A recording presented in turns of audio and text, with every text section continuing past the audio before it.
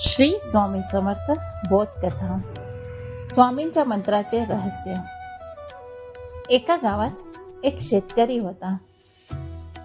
त्यांनी जीवन आपलं संकटामध्येच काढलं. तो संकटामध्येच वाढला होता.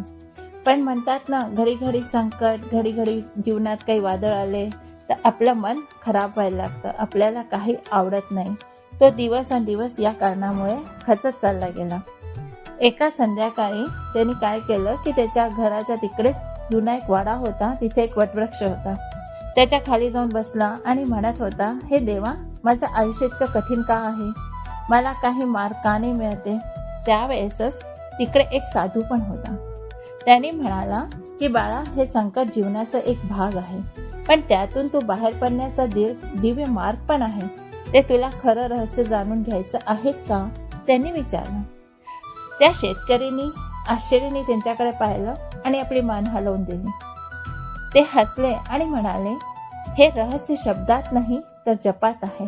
तू रोज श्रद्धेने श्री स्वामी समर्थ हा मंत्र जप कर. हा मंत्र तुला संकटातून बाहेर काढेल. पण लक्षात ठेव, फक्त जिभेने नाही तर हृदयाने जप करायचा आहे. त्यांनी तसंच केलं. स्वामींच्या समोर बसून त्यांनी 108 वेळा मंत्र जप सुरू करून दिला.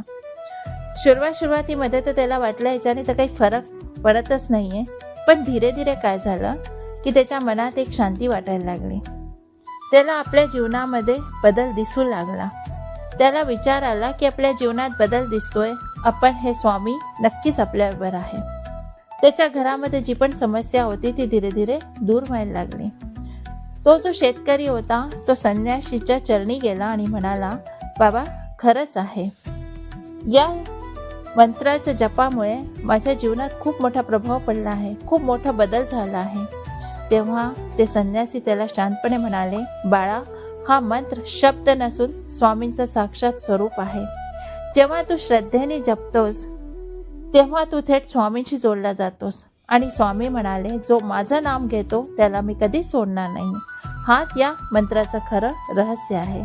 त्या दिवसापासून तो शेतकरी नेहमीच स्वामी समर्थ नामस्मरण करायला लागला. संकट कितीही मोठी असली तरी श्री स्वामी समर्थ या मंत्राच्या जपाने सगळे संकट दूर होतात. श्रद्धा, सातत्य आणि भावनेने केलेला मंत्र जप हे संकट निवारणाचं एक खरं रहस्य आहे. पण ते सातत्याने, मनापासून, हृदयापासून आपल्याला करणं खूप जास्त गरजेचं आहे. जसं शेतकरीला स्वामी समर्थांचा आशीर्वाद मिळाला आहे, तसा आपल्या जीवनातील श्री स्वामींचा आशीर्वाद नक्कीच आहे. श्री स्वामी